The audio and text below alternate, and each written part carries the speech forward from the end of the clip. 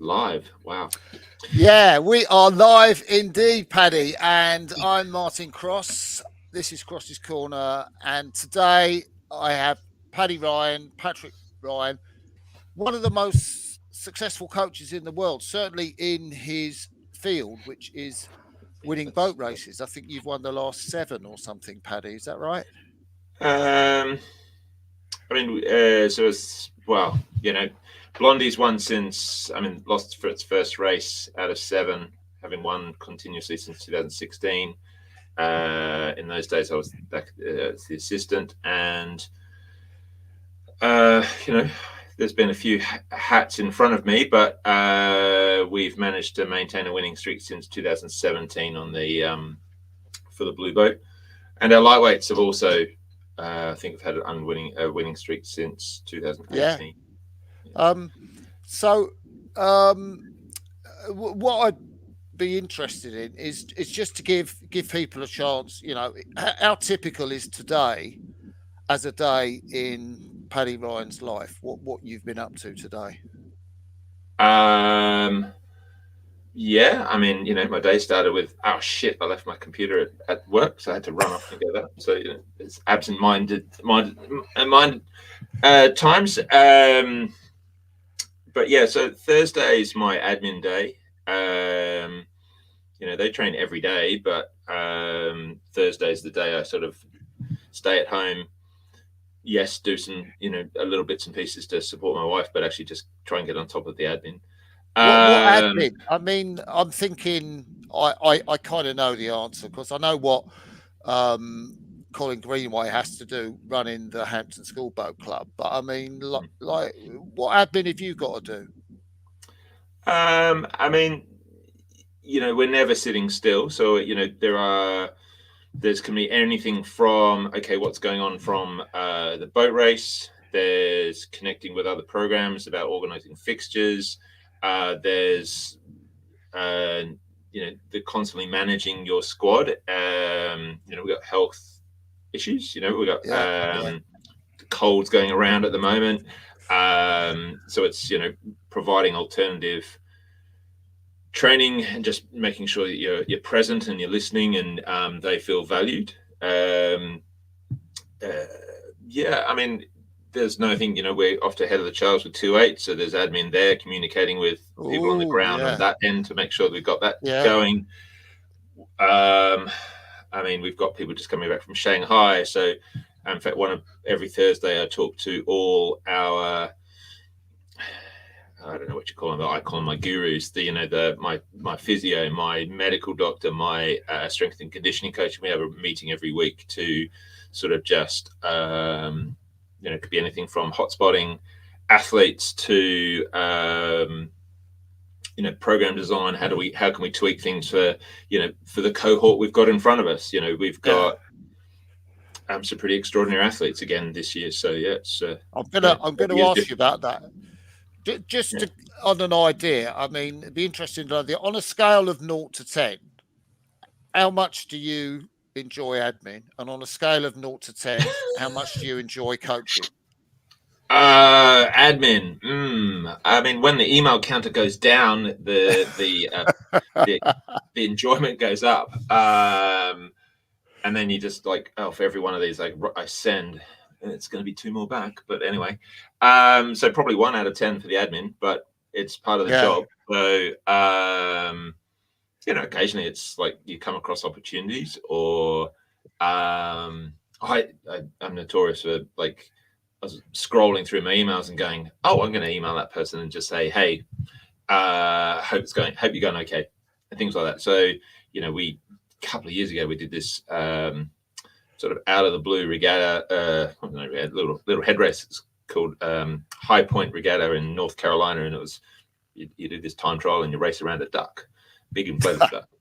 Anyway, so we couldn't go this year, and we were invited again, and but I know, I was just doing a search. His name came up, and so I said, "Oh, how's it going?" So you do things like that to just make sure, maintaining relationships is part of this job, and it's a global job, so it's maintaining relationships anywhere in the world. Recruiting is I mean, we don't recruit. We recruit, but we can't offer anything. So it's recruitment's not really the right word. It's like, And please apply here. We'd be yeah, lovely and this is to have this you. is the cool opportunities you can get. Yeah, it's like Yeah, there yeah, is yeah. no well, in the rules, we as clubs cannot offer anything. It's got to be any funding is academically earned. So what we're really doing is making sure that people appreciate what the race is. Yeah. Actually, yes, you can apply, and making sure that we're sort of supporting them through that process as best we can. But Do you that's wish we're well into working on 2026 boat race. We're talking to crazy? people all the time. So Do you wish getting you their could presence. offer people something, like US universities, scholarships? Um, I think it just, I mean, yes and no. I think no, because I totally believe in the original argument that it's an arms race, Yeah, and the person with the biggest pockets essentially starts buying races, to a point. So I think that's a very healthy line. But on the other side, um, there are a large number of people who just can't do it because of for financial reasons. So, yeah, if we want to move rowing away from that elitist line, then you got to make it more approachable. And if you can only go, if you're a US citizen and you want to come here and you're paying full whack, you're into 45 grand. whoa, Yeah, and MBA, it just goes up. And yes, some of that's mitigated by financial, like these people are unbelievably smart. It's, I yeah. will say practically not so much, but unbelievably smart in what they do and their subjects. And it's a privilege just hearing how they talk about what they're exploring or what they're learning. It's that does make it pretty cool. Yeah, yeah, um yeah, I mean, nanotechnologies to putting things, solar cells in space, to just using maths to solve brain injury. I mean, the list is just endless. And and then you've got the economists and they're all doing some pretty cool stuff. Where does your mind um where does your mind sit in all that brilliance? I'm pretty good at the Do rowing thing. Yeah, Yeah, yeah, I yeah, like to yeah, listen, and I like to feel humbled yeah, by these yeah, things. And then I also like to go, okay, this is a bolt, this is a screw. They're very different. Um, you know, uh, and how you rig a boat and how you look after sort of. I don't know. I think one of the things that's really important is that I mean, the word's thrown around quite a lot, but I think rowing is quite mindful. You have to really learn and learn to listen to your body. And I do, as much as I love telemetry, there is a time when it's like, just go for a row, just enjoy the water. But so I disconnect them every now and again. But it's, I don't know. I remember that first day I walked into the boathouse in September, October of 2013. I'm like, oh, it's like, these are Cambridge kids. They're going to be so good at everything. And yeah, then quickly being humbled, I was like, no, they're really good at their thing. And I'm, and us as rowing coaches are really quite good at our thing. yeah, And occasionally you come across someone like I don't know who's the most popular, Abba Parker, Harry's daughter. She was quite yes. good at the practical side of things of rowing. Hasn't been many. Yeah. Give But us yeah. give us an idea, about that crop you're now working with. Yeah. You're helping form and fashion into a hopefully winning boat race crew from the Cambridge perspective. Who are some of the names that we might be looking at when they get released? I guess around the crew challenge time. Yeah. So So we who have got you Claire brought in? Collins. So Yeah, Claire Collins was the seventh seat of the US Women's Eight, two-time Olympian. So she was in Tokyo as well. She's Olivia Coffey, who raced with us in 2018. They sat next to each other, and has been lives a huge supporter, and has been sort of nudging Claire's like, you got to go do this. You're gonna love it and stuff. And Claire's considering LA, so it's a perfect time for opportunity for her to sort of have because she's about 27, isn't she? 27, 28. I mean, they're so bloody young. Yeah. I started this season with 5 freshmen, all born in 2006. I'm like, oh my god, I feel old. I mean, I remember when I was like, they were born in this century, and I'm like, oh, now we're, now they were born after I won my Henley medal. Now they're born after I won my first Henley medal as a coach. I mean, dear God. I don't want you to break any confidences, so tell me to get lost. But I guess you might have talked to Claire about the Paris Olympics and the 8s final. What was the general view about the USA in that final? We haven't actually had that chance. Funnily enough, that's actually happening tomorrow. We're going to have a coffee, but I think I'm quite sensitive to that. That's they pour their heart and soul into it, and the Americans put the 8 on that pedestal, and I think they had that incredible result at the qualifying regatta, and then again at the World Cup 2 within that week, and. I mean, I need to watch the race again, but they don't, asking her to sort of think they've got, I think, she definitely needs that year abroad to sort of re-explore and stuff. And I'm hoping I can sort of, I mean, one of my challenges that I'm setting myself is to get her to sort of, re-examine her rowing stroke and find out where she can find more, because she's incredibly powerful. But is there a way, like, can we, through me and my gurus, find more space for her to create more power? Because we're probably not going to get at that peak there, but can we find more depth on the sides around the catch and finish and create a bit more length? And I don't know. We'll see. Who else is new to the boat club this year? So we got Sammy Morton. Sammy learnt to row 3 years ago in her in her junior year at Penn. She transferred into Penn, learnt to row, was a very good swimmer, like sort of national level swimmer. And in her first season makes the Australian 4, and Varese sets the world record for the world's fastest time for the Coxed 4 at under 23s. And then she was actually, she applied and got in to join us last year, but was invited to join the Australian Training Centre and had a bit of a rough sort of time. Was in the 8 until World Cup 2. Australia didn't do so well, went back into seat racing, so she ended up as the spare. But it's a tough year to finish, and then you set your heart. So one of my goals is to really support her and make sure she has a challenging in the right way, learning fun year. But that's not that the Australians did anything wrong or anything. It's just like when you go from the 8 to the spare, that's pretty rough on you. So I'm looking forward to supporting her, and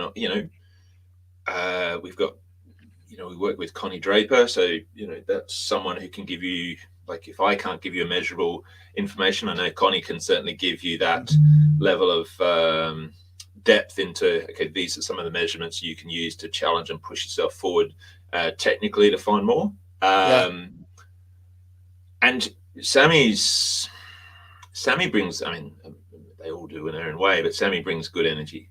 She's she was there, she was in one of those people that Penn, the Penn women, Wes had been there for a few years and they've definitely been building and building, but sometimes it's, and I'm sure she wasn't the only one, but she's from looking from the outside and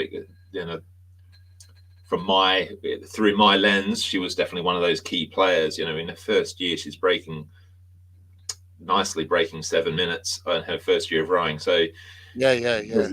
you know, and that's, the passion and the instant love of the sport driving other people on and stuff. So, so she's great. We've got Sophia Hahn. Sophia rowed at Henley Rowing Club, has been at Yale for the last 4 years. She was in the under 23s with our stroke from last year, Megan Lee, and they both raced together at in that US Development 8. They won, didn't they? No, they lost to Brooke in the Remenham. No. I meant, didn't Megan, wasn't she an under 23 yes. world champion? Yeah, gold medalist. Yeah. I mean, up until this year, the US had pretty much owned that event for quite a while. And then we've got Tash Morris, who was in the GB8 that qualified the British 8 in 23 at the Worlds. So, and then she had a bit of a rough Christmas, didn't quite make the cut thing, and then got COVID, and so she's in a big recovery phase there. So, and I worked with Tash in the under 23s back in, not that long ago, but 22, and when we got the silver in Varese, and she's just gold. She's just a hard worker, looks after the people around her, and is just a good human being. It's lovely. And and then we've got Eloise Etherington, who's joined us. It's really nice to have a few first year's freshmen on the team, because you've got them for 3 years. But Eloise was the bow seat of the junior women's quad that won silver. So at the World Junior Worlds this summer. So there's five people with international representation. We're quite, I think, yes, we have to teach Eloise how to sweep, but she's really quite clued into her body, so she knows, she's figuring out how to rotate, and she's a damn hard worker. So she's progressing really nicely. Then we got a few returners, and then some really solid people from Durham. A few other Americans that have joined us. So it's got a healthy crop come in and returning. I noticed as you're talking, I mean, and I suppose it must go without saying, but I'd like you to say it, that you are referring to them and their needs as individuals and what you can do with them, working with them. How much is that part of your role? I mean, I guess some people think of it as but I don't know. You do your reading and your listening and your stuff, and I like the idea of good athletes are good people, and I like working with good people. I think of myself as a pretty good person, so I'll certainly strive to be. I mean, I think if they're in a confident place, they give you their best performance. If they're in a place of doubt, then doubt takes up too much.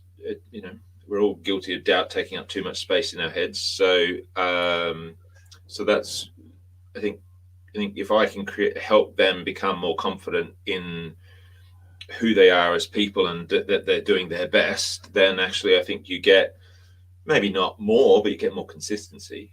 And then through that consistency, you get a stronger athlete. I mean, we can talk about this year's race, and the number of times I've been told that on paper they shouldn't have won and stuff. It's like, oh, Paul Tunick, go away.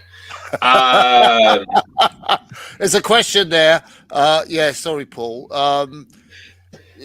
What's going through? The short version, I think, Paddy, of what was going through your head during that epic race. short version. Panic, stress, anxiety. Anna Marie Phelps will tell you, at one point I was in the fetal position, sort of just going, oh my God, oh my God, oh my God. And then Sarah Winkler's going, it's going to be fine. They're rowing really well, and they did. I've watched the race. I've watched that race more times than I've watched any other race that I've been. How many times? I think I'm on 5 or 6 by now. Okay, yeah. Which normally I watch at 1 or 2. You watch it, and part of this role is you got to write your reflections on the race from an umpire and how the umpire did and stuff like that. And it's like, I've known Tuna for a very long time, so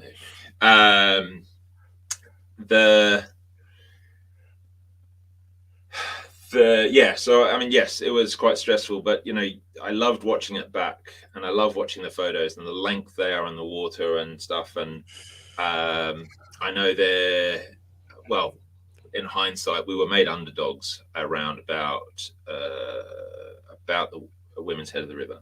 We came 6th, but because of what Oxford had done to Brooks, I guess, and then your head of the river result. Yeah. So I mean, it's taking an 18 or 17-minute race, that was whatever it was, with the stream versus a 5-minute piece. But I totally get it. It's like we had, and when you break it down, you look at the wheel. It's like we had a pretty shocking start, but then we were matching everyone's speed from Barn Elms, and a bit like we had a bit of a shocking start on the bow race day. But to be honest, I mean, yes, in hindsight, we probably should have spent more time on starts, etc. But from pretty early on, I was pretty convinced that it was going to be a long one. And so I really just spent all my time focusing on them being efficient and, creating the maximum speed, but being really, really tough on them about not losing speed. And looking after the speed you are creating and making sure that they're relentless on themselves in a positive way. And that's one of the reasons Hannah was the perfect cox for them, because I mean, I'm getting tingles just talking about it, but they trusted each other implicitly. And I mean, no one went, you're a length down. Yeah. I don't think anyone, certainly as a bloke, I would have probably tried to get a little bit more, or, and be a little bit faster or something to try and make sure that to fight that. But Hannah just had their trust that it was all going to be fine. They were on the watts they needed to be. We have the screens, we have everything on the boat, so she knows what we're doing, how we're going, how we're pacing ourselves against all the work we've done. And she just, and there was a little bit there where the returners got a little bit like, come on, we got to go. And she just got them back on the right page. And then that's when you start to see around about the end of the line on boats that they just started to find that little bit more length, hooking it a bit more around the front. And that's when the charge just started to come back, and they just keep going.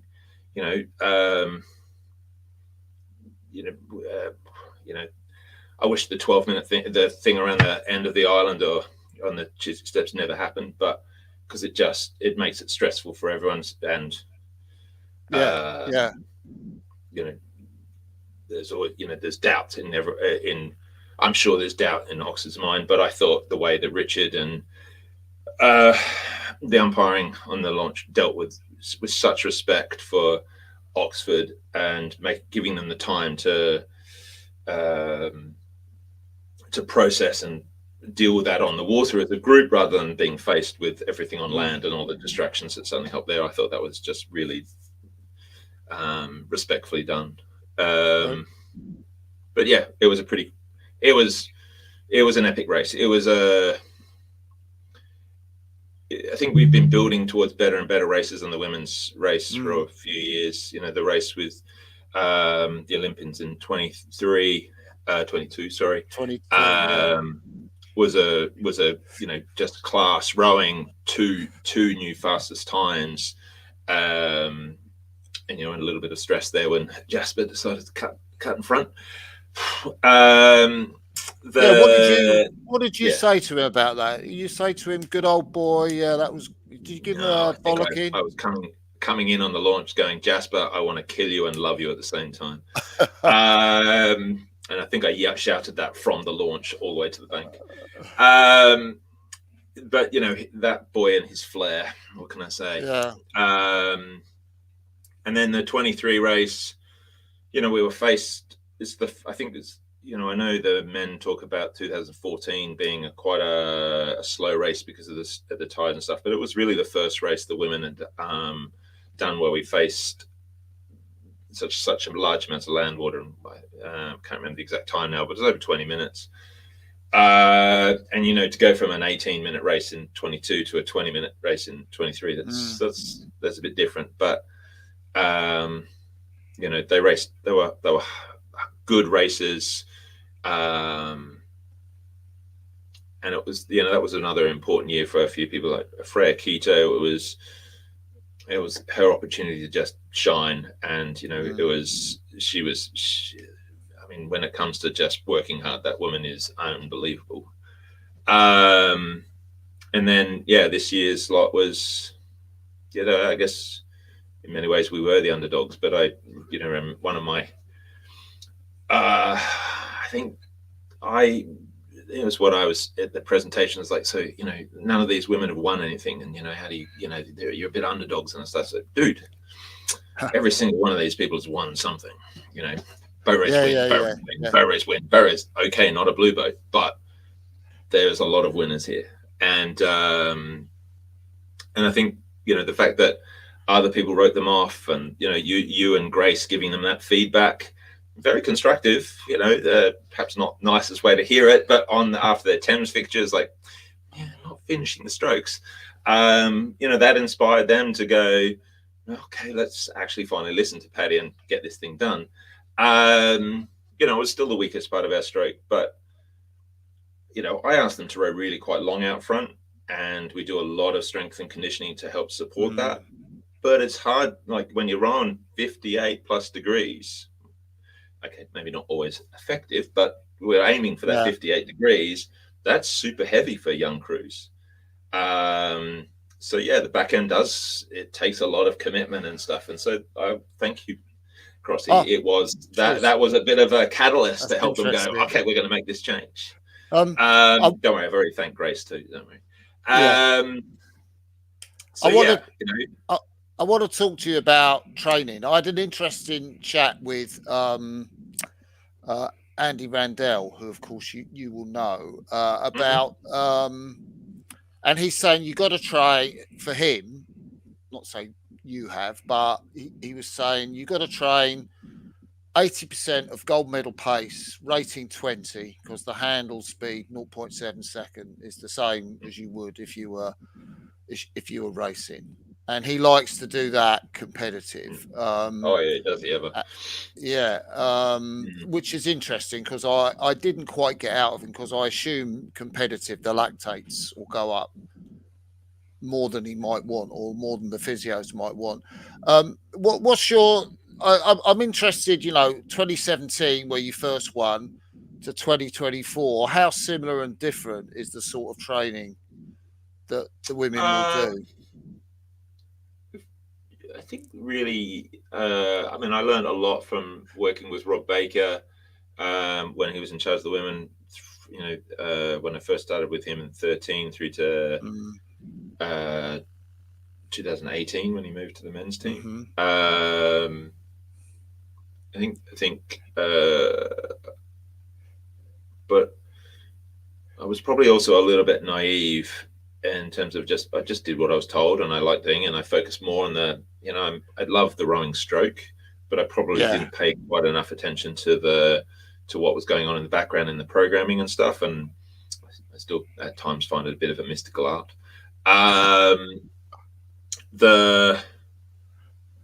Then in 2018-19 season, for the first half of that, I was interim until head coach, and so suddenly, I was interim head coach. We had the lightweight men join us. That was a hell of a introduction to being chief coach. But even if it was only for 4 months, but then suddenly, okay, let's learn how to program. I know how to program, obviously to point obviously, but there is the finer details, like how do you use speed work to inform their confidence about what they're capable of doing? How do you use rate to develop you've got your, I mean, I think telemetry helps here, but otherwise, really the most accurate one was the road perfect. But it's quite common for this is your power curve, and you're rating along at 18, and it's like it's power curve. But how do I use my skill to develop that? Most people, the watts go up and stuff, but actually the peak of the power curve comes down. So how do we make sure that we're rowing towards things? So that's so just the gaining more and more insight in terms of like building on the things I learned under Rob Baker, and learning from Rob Webber when he was here, but also starting to take a little bit more. I think at that point, we won in 2017, and we were an exceptional crew. They set the fastest time, and that time you won by a long way, didn't you?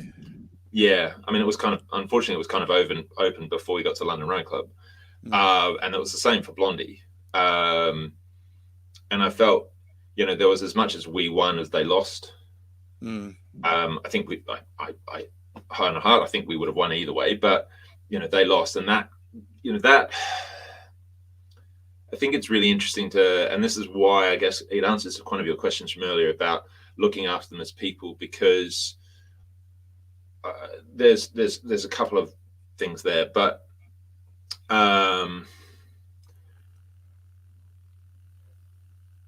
if you're looking after them as people, I want to be in a situation that we'll lose one day. That's we lost Blondie last year, and how we choose to look after each other, and it's how we're going to come back from that. But also,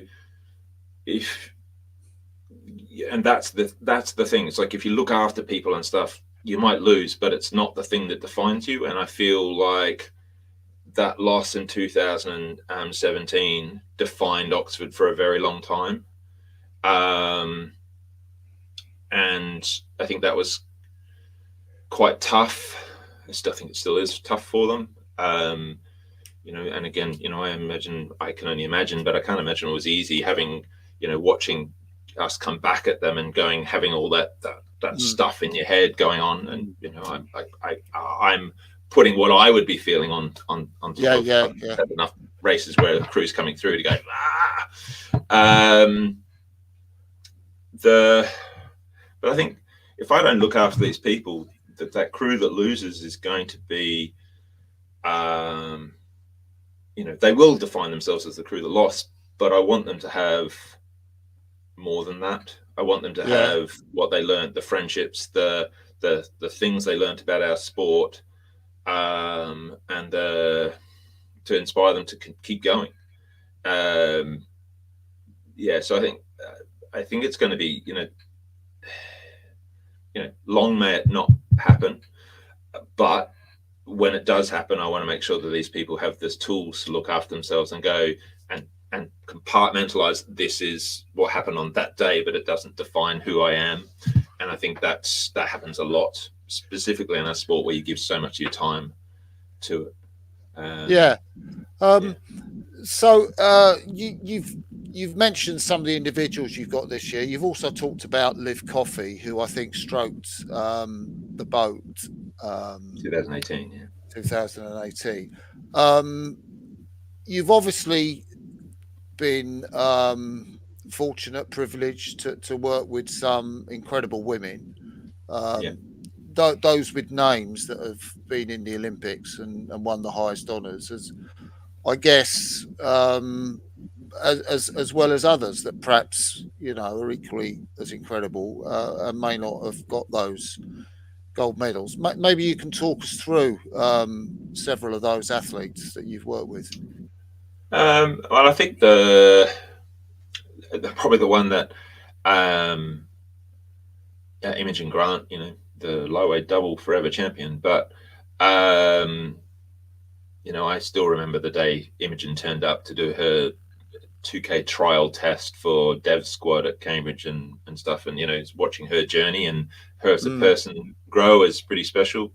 And there's we've had some extraordinary women come through who have made just pretty impressive presidents. We had in going sort of through in Hannah Roberts, young sort of undergrad, learned to row the year before at like a start program or something in Gloucester area.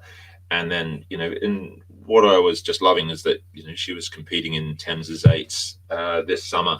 That's time from the start to the finish of that journey. And just she was a great president in helping turn things around a little bit. And yes, that was the year that we submerged. But that was, there's a lot of things that were out of everyone's control that year. And but that laid the foundations for, I think, a bit of belief. And as I said, Oxford kind of fell over, but it was pretty. She was good. I mean, Ashton Brown. I think so. We've had some extraordinary presidents. Ashton Brown, Daphne Marchenko. I can still remember her speech to the club, and just. I remember. I think it was. I can't remember who spoke afterwards, but I remember them getting on the stage and going, "I'm not sure I'm skilled enough to follow that speech." But and then.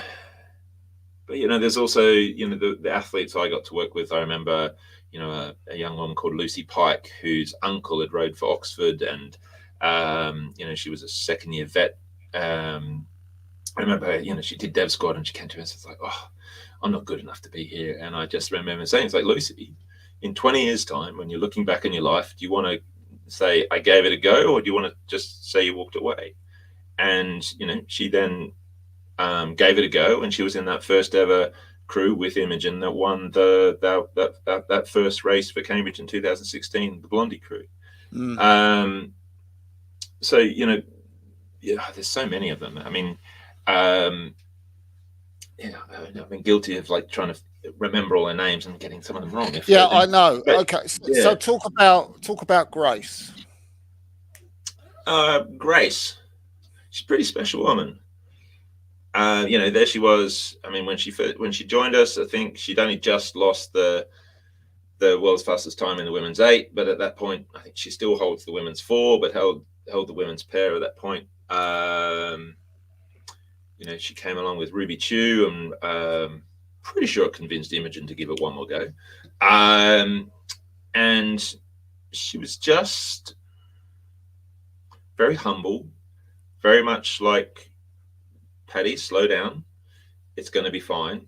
We've got a good crew. Just and we need to build our momentum. It can't happen in a day. I mean, she didn't say these words explicitly, but there was a bit of thing. But she was just thing. And I think for me as a coach to take the leap and go, okay, how do I coach women rather than just coach? And when you see Grace, I mean, most people would know, but the rigging Grace has in her pair was not standard. At no point was it like, okay, so we'll do 17 centimeters, the seat will be here and stuff. It was like seat was a lot higher than normal, feet were really low, and you think, oh, okay, well maybe that was some for the scoliosis in the back. Nope, because Kerry was the same. And they'd just been given permission and a bit of like sort of license to develop the boat in the way that worked for them. And I think that for me was really eye-opening, and then, when we had COVID, we were all sort of reading lots of things, and I was reading stuff, and I came across another Kiwi doctor. Oh, gonna need to be fact checked on this one, but she was a doctor in physiology, and she basically wrote this book called "Women Are Not Small Men," and then I was like, oh wow, yes, and they're not. small men in physiology, and there's some similarities, and there's some big differences. But we also actually everything, the equipment was basically just being downsized, and I don't have the kind of money that can basically go, right, here's an engineering team, go away, and this is not the America's Cup, but it does give you sort of the opportunity to think and talk to the women as women and say, well, okay, you tell me what works for you. Yeah. Like I've been doing this so long, I can change the rig on a boat to suit, and I really like the Philippi's in terms of the flexibility that we can do there. And they're pretty good partners in that perspective of listening and doing what can be done, but we also want to do it slowly because I have to be able to sell these boats after a certain amount of time. I think we've got a bit of that's not the best position, Paddy. There we go. We're back. So I think that's what Grace taught me. Other than just being a good human being, and that they all sort of listened to and and watched and learned from. So from that perspective, she was a great role model. She never made people feel like, you've got to do this because I'm the best in the world. Not once, never. Was that even, you wouldn't even have felt that. You might have thought it was going to happen, but it never did. I mean, I still remember like her and Imogen going out for rows and going, this is rowing with Imogen is so much fun. Imogen literally just spends the whole session trying to pull Grace around. Sorry, Imogen, but that's what it looked like. But I know both of them learnt from each other. And they made an incredible stern pair. While you're talking about that, I heard you on the Last Stroke Counts podcast with those guys, I think last year, and you talked about Kate, a sports sci, and saying that one of the things about working with women, and she'd done all the research to work with all these top Olympic and world champion female athletes, was they needed more proof that they were good than men did. And I'm saying in my head, I'm going, surely that can't be the case with Imogen and with Grace.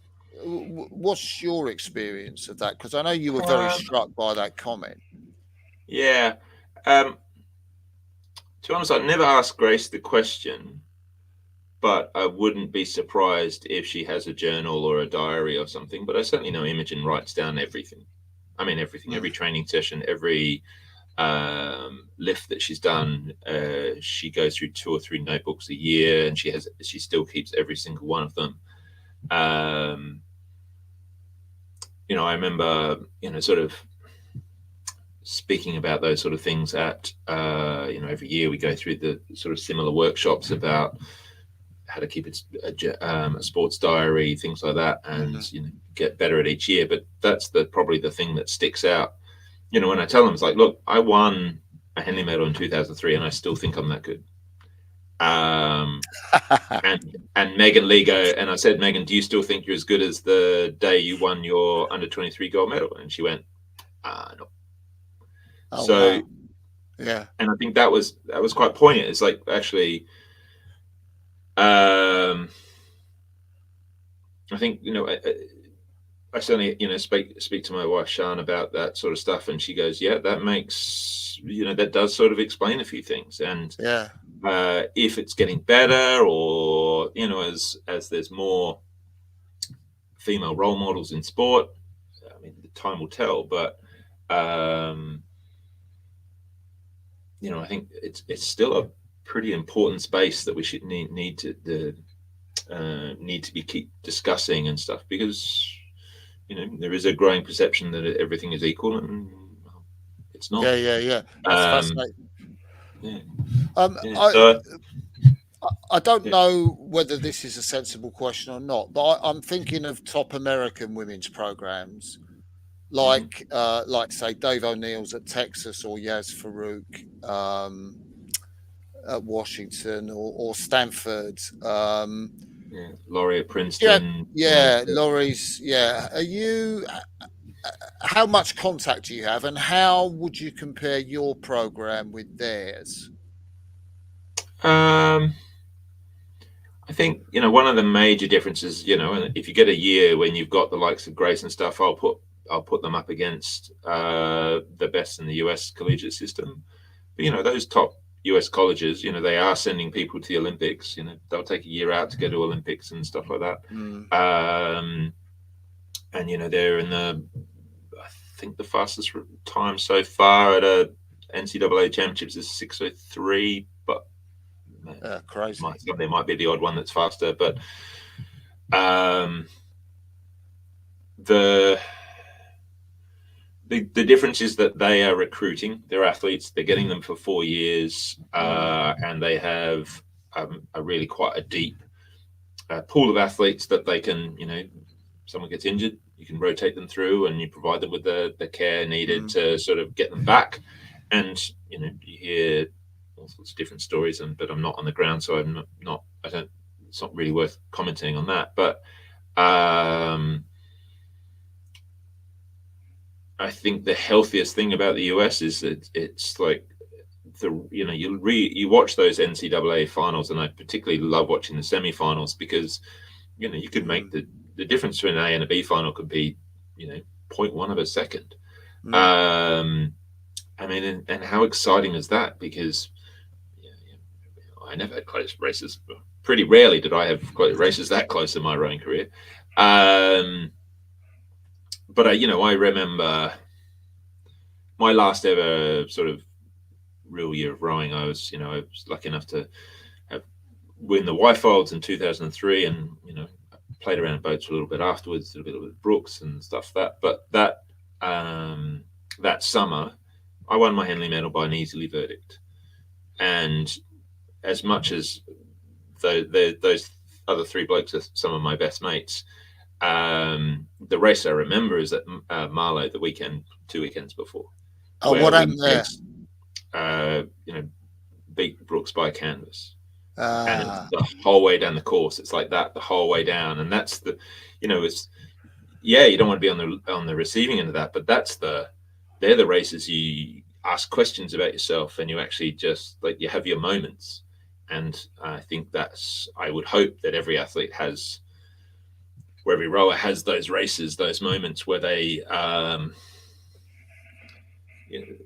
learn something about themselves. Great if you win, but even if you don't win, it's like having those moments of, I get it. That's I mean, I can remember 2 things that I learned that race. So being one of them. But yeah, so I don't know. I think. I continually learn, and that's I mentioned the gurus. I consider Connie Draper one of my gurus. I consider. Tell me why you use the word guru, because it's an interesting word. I would use it as well, but just tell me, because in that sense, if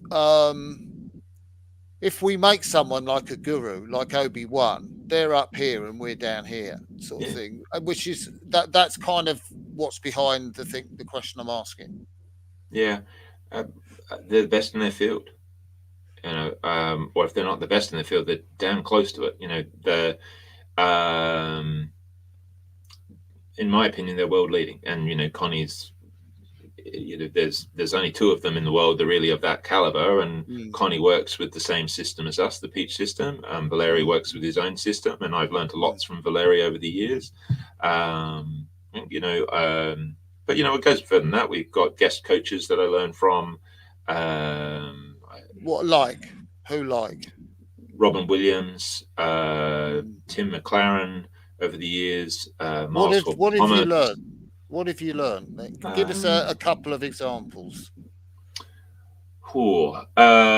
So probably from Miles, I learned quite a lot more about thinking about physiology in a bit differently and how to use, you know, I think actually one of the sort of going a bit deeper into that, I think one of the things I learned from Miles was, might have been a bit more indirectly, but I learned how you can take a phrase that you hear from another coach and you can, you take it at face value and that becomes the gospel. And I think we're really pretty bad at doing that in our sport. Personal hatred is sit up tall.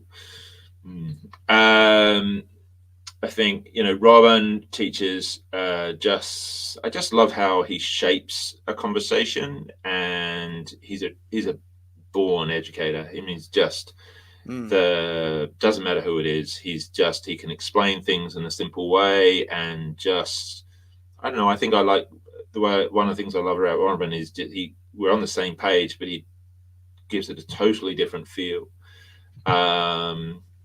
Tim, I kind of like his Australian. Fuck that, we're doing it like this. Yeah. But he's also, on occasion I've called him up and said I'm stuck with this little problem, and he'll talk it through and makes it quite simple. I mean, remember one of his conversations like, we have 4 fingers and a thumb. Why are you only using 3 of them? Would you hang off a cliff like that? No, right. Don't do that again.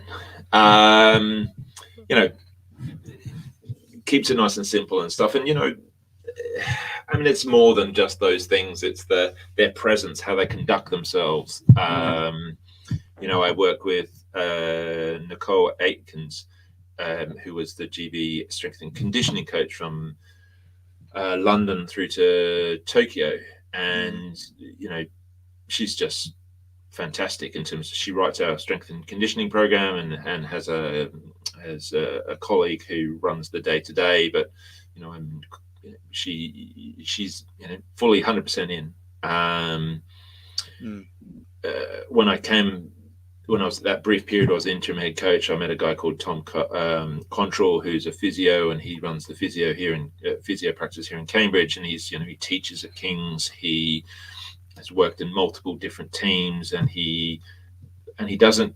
I guess I've worked with people in that field before, and they'll just trust me, it'll take care of itself. But Tom will go, okay, well, this is a rowing thing. You're the expert in the rowing. I'm the physio. Let's actually have a session with this athlete together. You talk about this, and I'll talk about the physio, and we'll make that work. So yeah. I'm good at the rowing stuff. I'm learning to be a boss. Yeah. Slightly better at it. You can ask Matilda whether I'm getting any better at it or not. But this may be an unfair question. I'm going to ask it anyway. So tell me to get lost. Who treats you like a guru, or who sees you like a guru? That's a good one. I don't treat myself like a guru. I know that. I know you don't. I know you don't. But people must come to you and talk to you and show you. I mean, you are world leading in one of your descriptions. You put this Cambridge hat on, and they get all. They won't want to talk to me. No, I guess I've had a couple. Actually, through things like this, probably have led to more people. I think, but there's an element of, I don't know, rowing coaches are rowing coaches, and they do it their way and we do it our way, and they might ask questions. There is a couple of people I probably speak to sort of every 4 to 6 weeks, where we talk about stuff. I'm trying to start up a couple more sort of groups specifically around coaching women. Because I think, if I'm having these insights, well, then others are too, and it'd be good to hear from people in that space. I think national teams aren't very good at sharing stuff. They're not either. I appreciate that, because they're looking forwards, not backwards, and I kind of get the thing. But I think I don't know. When it comes to women in sport, I think there's stuff going on at the national top end level where they're spending so much money that if they shared that information with the sort of the 14, 15, 16-year-olds, we'd keep more women in sport, possibly. Yeah. And stuff that would make their job at the other end a lot easier. But that's, I guess in some ways that's like playing politics. So actually there's rules in there, and there's lots of things that I can say that blithely, but actually there's all this other stuff going on in the background that I'm not privy to. So it's easy for me to say it without any context. Yeah, that's really interesting. But yeah, I mean, I think it's really exciting at the moment for women in sport. They're just getting faster. There's huge growth in this country. So I was talking to Andrew not that long ago about the number of women's schools, and there are more women's schools rowing in Australia than men's schools or boys' schools. That's crazy. That's a great stat. So that's huge. So I think it's I think we had 4 girls' schools start in the last few years, maybe even more than that now. So that's only going to be adding to the depth, and I think we need to still figure out how to keep more women in the coaching side of our sport. But also, understand that flip side of this. We want the best people in the sport, but we need those female role models for those female coaches to go, yes, this is possible as a career. But I know the answer to this is no, but you never fancied taking the Australian women's chief coach job that might have been on offer? Maybe if Tomo would come to my door, I might have to give it some serious thought. But I also just wouldn't have put myself in that bracket. Why? It's like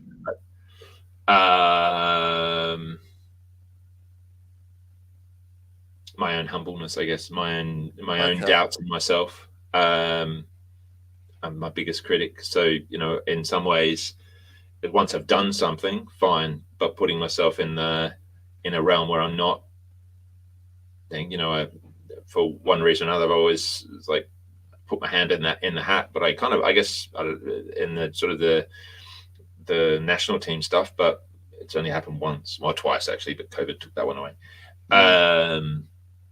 So it's but I get to do one of the coolest jobs, in my opinion, in the rowing sort of sphere. And so I'm pretty happy. And if something comes along, Sian, my wife, and I will talk about it. But I'm also more than happy to end my journey in the sport and into this job.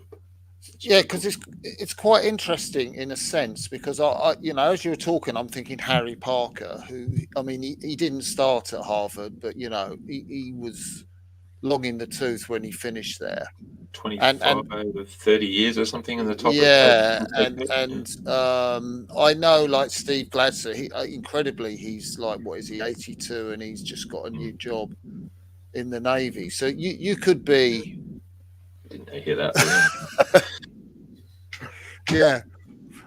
One thing, Paddy, because I didn't particularly know you that well, but when I heard like Paddy and Ryan, I'm like, so this Irish bloke, and then knowing that your mum's Swedish and your dad's Australian, I'm like, well, what's all that about?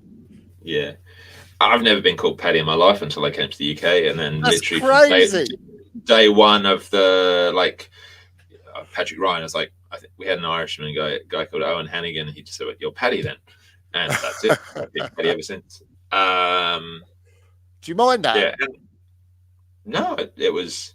I guess you coming to the UK was about. Well, I was only supposed to be here 9 months, but I was here to do a bit of teaching and stuff, and then move on to another job. But restarted rowing, did Henley. Okay, I want to win that. And here we are 24 years later. Just accelerating to 25. Yeah, I know. I in this world, for this identity, this in some ways, this persona of who I am in this country, and I love the United Kingdom, but I've just always been Paddy. So it's although Americans insist on putting 2 T's in there, which I still don't understand. Oh, Patty. They call me get Marty too, which is like a thing. It's like, yeah. Yeah, that's really interesting. Did you get a holiday this year? Yeah, I've taken up surfing. Oh, And so, as a 49-year-old, 6'8" guy, learning to surf is an adventure. But I'm really enjoying it. It's lovely to learn something new, and to remind yourself. I don't know. I think when you're in this game for so long, you kind of forget how to be that beginner. And we get a lot of athletes coming through, like the Imogens of the world. We haven't had another Imogen, but these young women who they may have learned to row for a year through their college, and then you've got a thing and coming up with strategies on how you teach these women at the same time teaching the Claire Collinses of the world. And then when you've been doing, I mean, I've been a professional coach since 2007. I've been coaching since 2004. I've been rowing since I was 17 years old, 51. You kind of forget. You forget so much and stuff. And, I can't thank the likes of Brendan Tyrrell, my first Australian coach, or when I trying to take the sport seriously. He taught me so much that at the time I would never have appreciated. The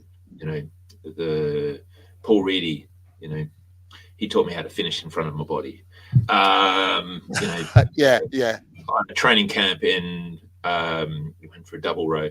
He also taught me that one person can carry a double, but I've known some pretty extraordinary coaches right from the beginning, and I can't thank any of them enough, because I've learned if we teach people the right way from the beginning, they learn, it's a lot easier to shape people in the right direction rather than trying to backtrack.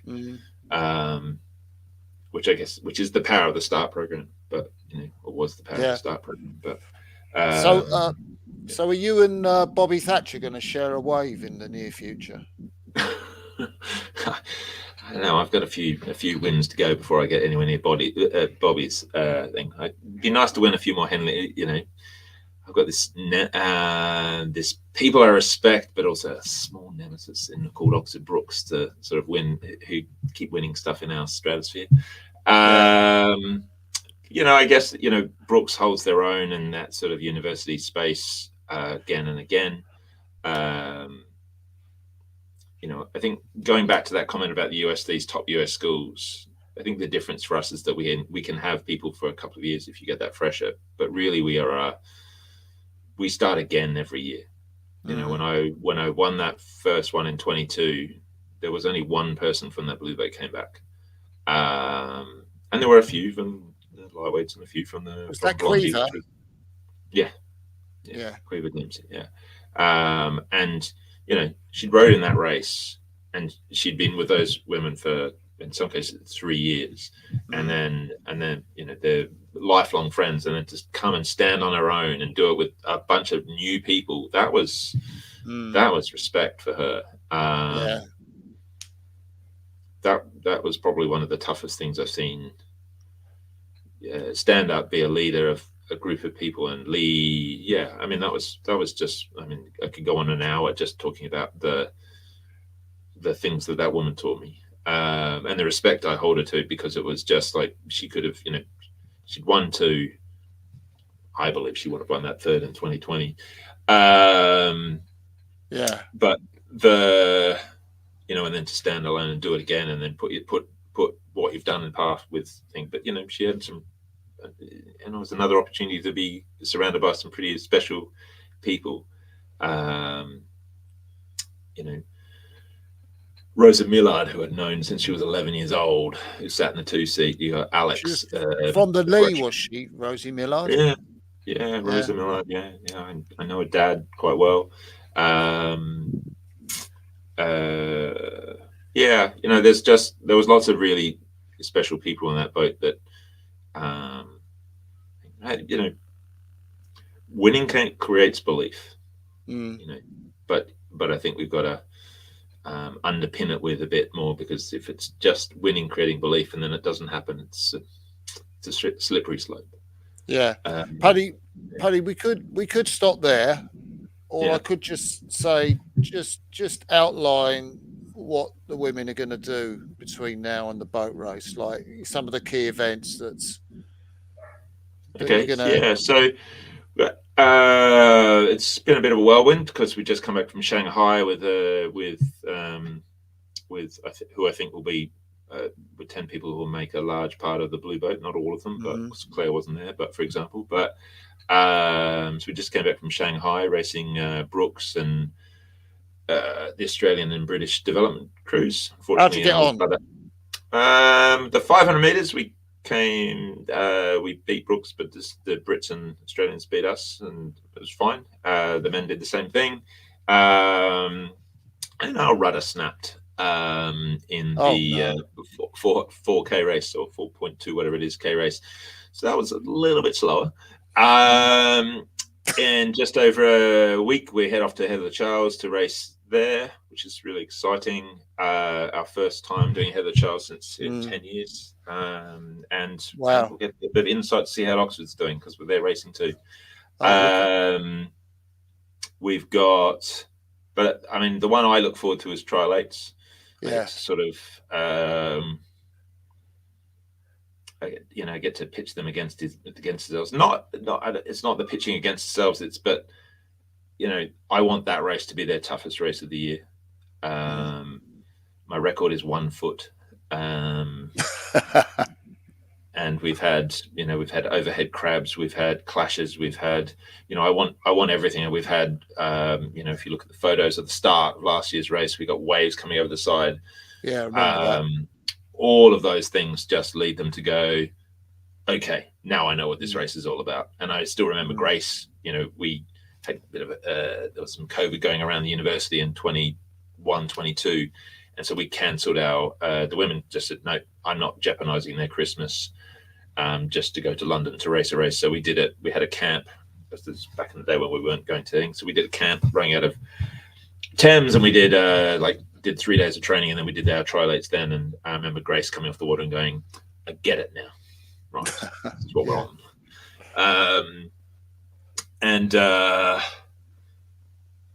So I think that's the big one, and then we've got lots of learning to do. So we're racing we're racing UL, we're racing Leander and Thames, because Thames is my space. And they're doing all right at the moment. We're going to race. The plan is to race Weehor again. It's been 5 weeks before. I think hopefully Oxford's not listening and you don't turn up again, but that's fine. We'll deal with that if it does.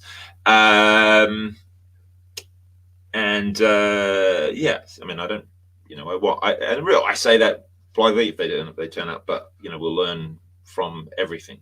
Yeah. But it's the race that counts, and the 13th, the latest the race has ever been.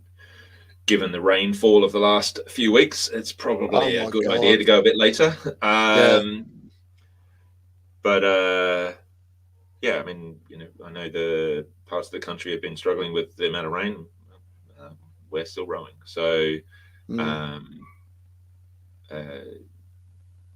it's. I mean, it feels like a long way away, but it will go. Every year, it seems to get quicker. Yeah, like that. I think it's an age thing as much as anything else. But me and Matilda is the full time. We've got a new lead coach of our lie weights, and a woman called Jo Lee, who's also got a proper job. Mike Taylor, who's been a volunteer for several years, is stepping up and supporting her because she still has a proper job. And then we've started a volunteer coach job too. So we're working with a guy called, I always get his last name wrong, but Patrick. I apologize, Patrick. Patrick Nugent. I'm pretty sure I just got that really badly wrong.